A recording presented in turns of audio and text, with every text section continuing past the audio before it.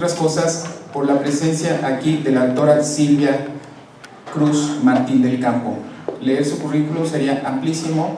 Destaco algunas cosas. Es egresada de la UNAM con estudios de maestría y doctorados en farmacología del Centro de Investigaciones y Estudios Avanzados del Instituto Politécnico Nacional, CIMBESTAP. Ha sido profesora de la UNAM y de especialidad en adicciones en diferentes instituciones, donde es muy querida, muy apreciada por su capacidad de transmitir y de compartir lo que ella sabe, que es bastante. Y también ha participado en especialidad en adicciones en diferentes instituciones, lo dije, y becaria del Instituto Nacional del Abuso de Drogas de Estados Unidos, coordinadora académica del programa de posgrado y neurofarmacología y terapéutica experimental y jefa del departamento de farmacología del CIMBESTAP. Ha realizado estancias postdoctorales e investigación en el Colegio de Medicina de Virginia, en los Estados Unidos, en el Instituto Nacional de Psiquiatría, y actualmente es investigadora titular 3D del CIMBESTAP.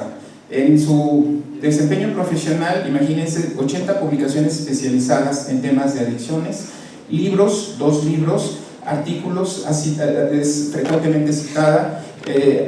Recientemente publicó un libro que es un referente sobre los efectos de las drogas de sueños y pesadillas, de editorial Trillas, muy recomendable.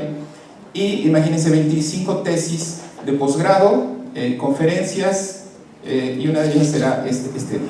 Le damos la más cordial bienvenida a ustedes.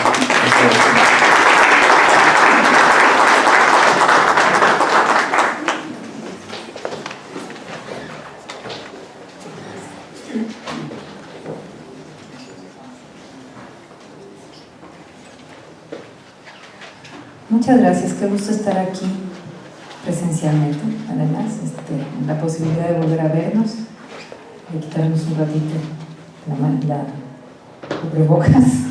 Yo lo tengo todavía puesto diario en el trabajo varias horas. Es un gusto, muchísimas gracias al señor rector, al maestro Castrejón y a muchos conocidos y amigos que están por aquí, que he tenido el placer de trabajar con ellos a lo largo ya de muchos años de dedicarme a las adicciones. En esta ocasión me invitan a platicar del alcohol y el cerebro, y es un tema que a mí me parece fascinante. Siempre que lo reviso, a pesar de que lo conozca, salen cosas nuevas. Ahora, por ejemplo, me puse a leer un poco del consumo de alcohol en ancianos. Se va uno interesando en temas diferentes conforme va pasando la vida, y pues resulta que eso y la investigación avanzan y avanzan, y siempre terminan en lo mismo. El consumo no moderado de alcohol genera daños muy serios, desde luego no solo en el cerebro, sino también en todo el organismo, pero hoy me voy a restringir al cerebro. Entonces, si pudiéramos empezar con la presentación.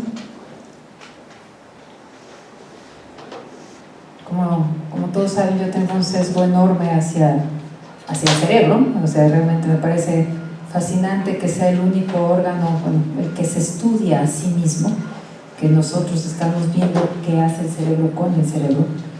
Y además, lo decía un director de CONADIC en su momento, el culmen de la evolución, lo que ha permitido que nosotros tengamos esta capacidad de raciocinio, de evaluar nuestras diferentes actividades y el pro y el contra, y ver hacia adelante. Entonces, ahorita que empiece, de todas maneras, la primera me la voy a saltar rapidísimo para poder avanzar en el tiempo. Ya se comentó un poco cuál es la situación en el mundo. Están entre 3 millones y medio de personas que mueren al año por el alcohol. De esas también hay que tener en cuenta que aproximadamente 500,000 pueden morir en accidentes automovilísticos relacionados con el alcohol. El asunto de la cantidad de muertes que se dan entre personas de entre 20 y 39 años, más o menos en esa década, también es muy impresionante a nivel mundial. El 13%, casi 14% de las personas que mueren en esa situación, en el mundo, tiene que ver entre los jóvenes de esa edad, con el consumo de alcohol. En México la circunstancia es también impresionante, sobre todo por lo que tiene que ver con el consumo en niños. Ya hablamos de niños y hablamos de adolescentes, pero en niños de quinto y sexto año que han consumido el alcohol, en los muchachos de menores de edad que tienen esta situación, y que mientras más temprano se inicie, mayor es el daño. Esa es una cosa que podemos decir muy rápidamente. La edad de inicio es la que va a determinar que una persona tenga mayor o menor riesgo de generar dependencia. Entre otras cosas, por ejemplo, la persona que inicia en la adolescencia a tomar tiene 4 veces más riesgo de desarrollar dependencia que aquellos que empiezan a beber después de los 21 años. Entonces, la mayoría de edad es una cosa real de la que vamos a hablar ahorita y que en algunas circunstancias cuando menos pone atención a que el cerebro tarda mucho en desarrollarse. Déjenme ver si hay algún problema por acá.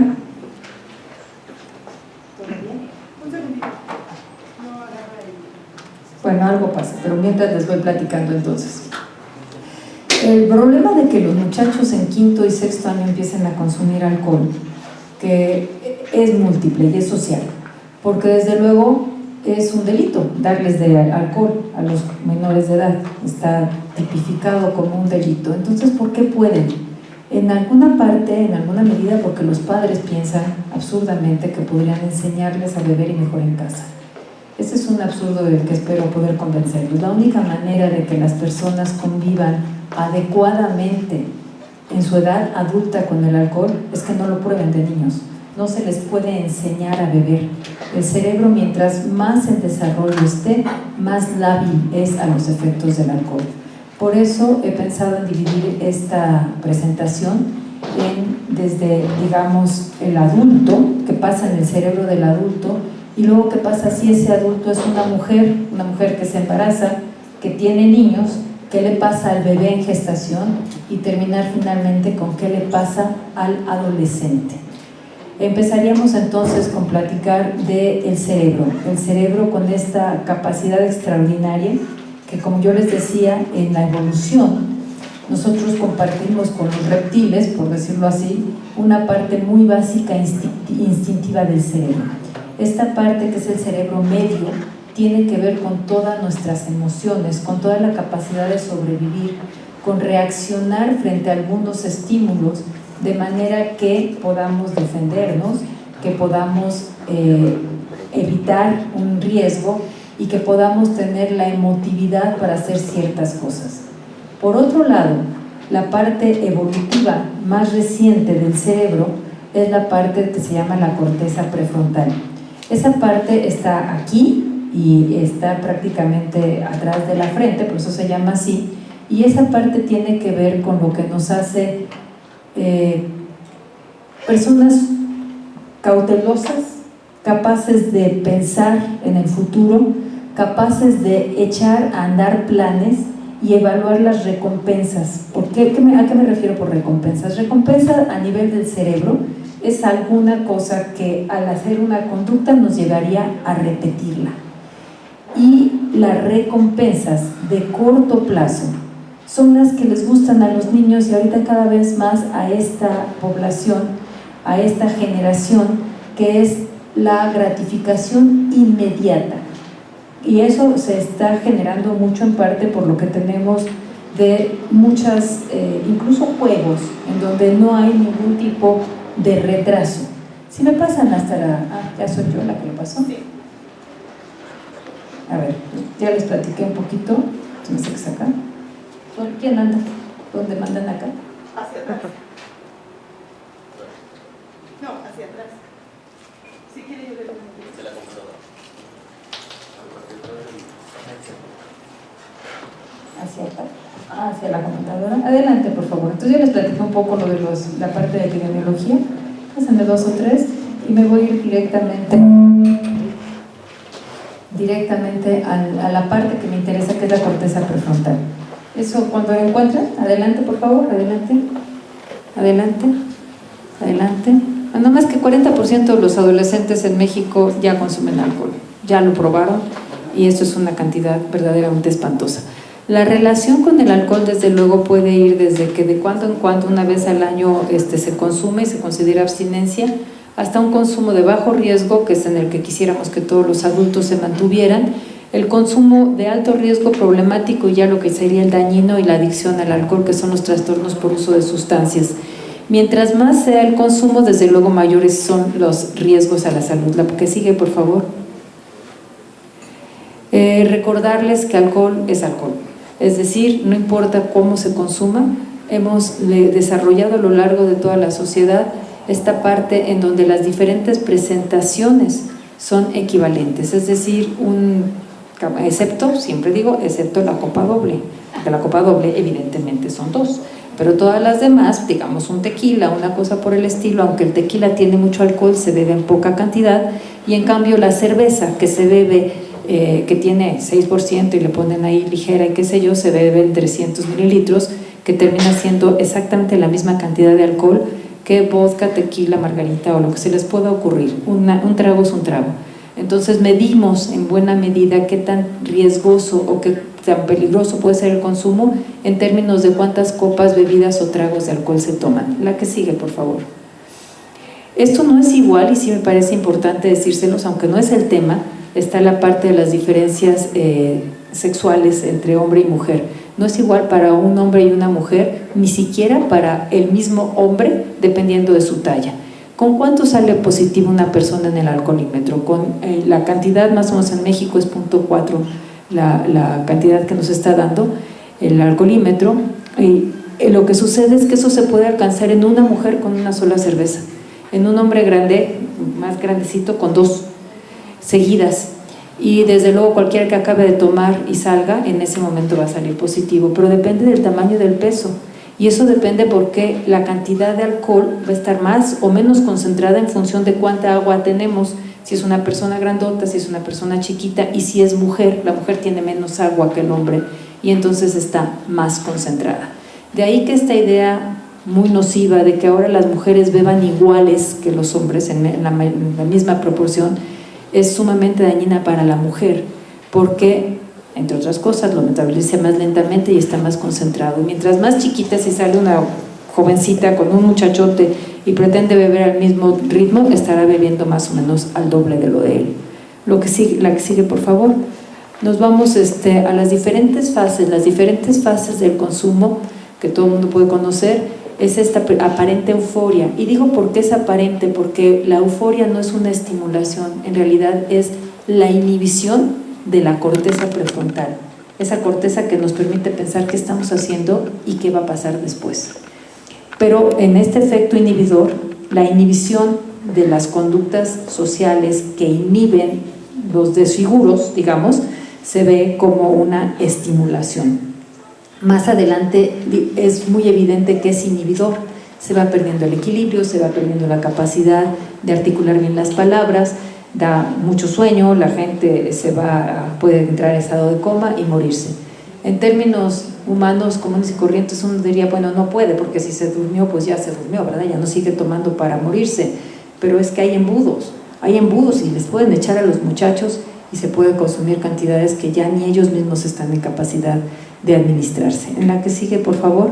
Estos efectos yo quisiera relacionarlos un poco con el cerebro, porque ese es el tema. ¿Por qué la gente dicen que los borrachos dicen la verdad, que aguas, ¿no? Porque si la verdad es ofensiva, si la verdad es una cosa innecesaria, si es decirle a alguien que feo te ves, que mal estás, cosas por el estilo, eso es una verdad absolutamente innecesaria, pero es que en realidad no tienen la inhibición de la corteza prefrontal. Entonces, efectivamente, dicen y hacen lo primero que les viene a la cabeza, siempre peligrosísimo. Se los digo a mis alumnos, antes de que salga de tu corazón, que pase por la corteza prefrontal, por favor, que para eso tenemos varios millones de evolución que han permitido que la sociedad jale bien.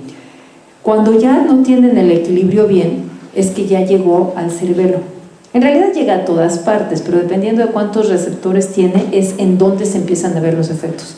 Cuando llega al cerebelo, que es donde se regula el equilibrio, ya la gente no puede tener buen equilibrio y tampoco habla bien.